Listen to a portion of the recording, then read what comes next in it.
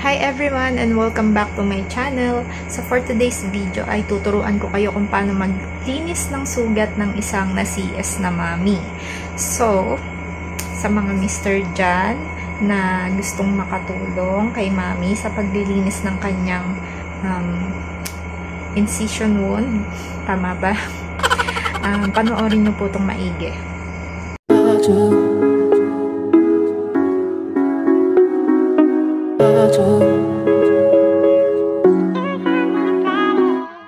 So guys, ito po yung inyong mga kailangan.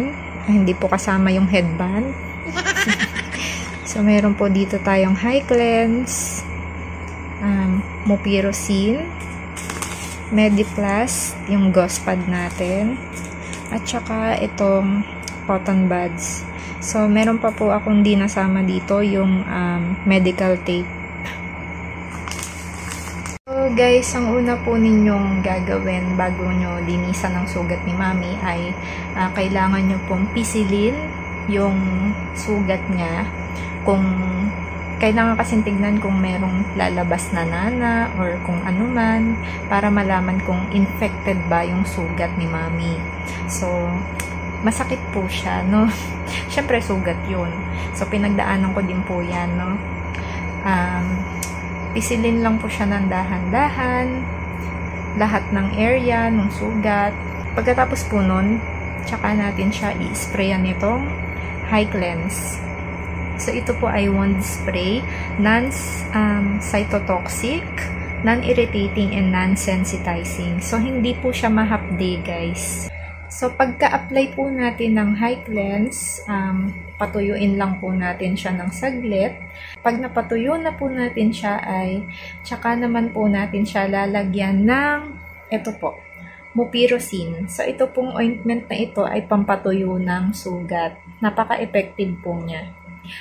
I-apply nyo po ito gamit ang cotton buds. Ang haba, no? Galing pa tong ospital hindi ko na nagamit. So maglalagay lang po kayo ng sapat na ointment dito sa cotton buds, then tsaka nyo po i-apply doon sa tahi ni mami, sa sugat. Dahan-dahan lang ha, wag po yung tawag dito, wag nyo pong ikuskus, tap-tap lang ang paglalagay, baka po masaktan si mami. Then pagkatapos po nyan, tsaka nyo po tatakpan ng gauze pad. So ang itsura po kasi nitong gauze pad ay pa-square po siya. Bali, kung mahaba po yung tahi, makakadalawa kayong ganito, ifo-fold nyo na lang po siya. Tapos, pagkalagay nyo ng gauze pad, syempre, para hindi po siya malaglag, kailangan nyo po siyang i-tape. So, gagamit po kayo ng medical tape. Hindi ko alam kung anong tawag dun sa tape. Basta medical tape na lang. So, yun lang. At sa mga nagtatanong po kung pwede po ang betadine, tinanong ko po yan sa OB ko, no? So sabi niya pwede din naman daw, kaya lang meron daw pong mga mami na nagko-concern sa kanya na ang kati daw po ng betadine. So it's up to you naman po mga mami or mga mister kung ano pong gusto nyong gamitin sa sugat ni mami.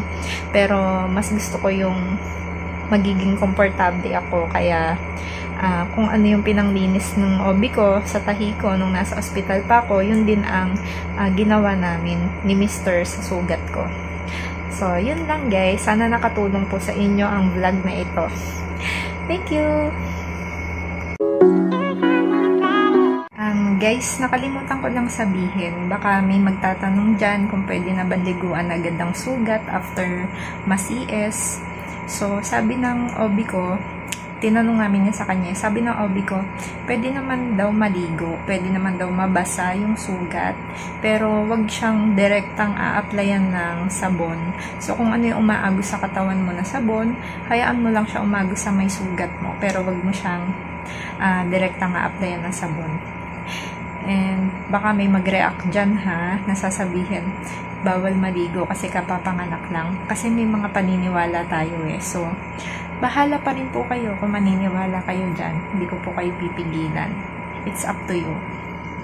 At isa pa, importante, maghugas po muna ng kamay bago maglinis ng sugat ni misis, ha, mga mister. O kahit kayo mga misis na mag-isa lang, na sariling sikap maglinis ng sugat. Yun lang. God bless. Take care and God bless.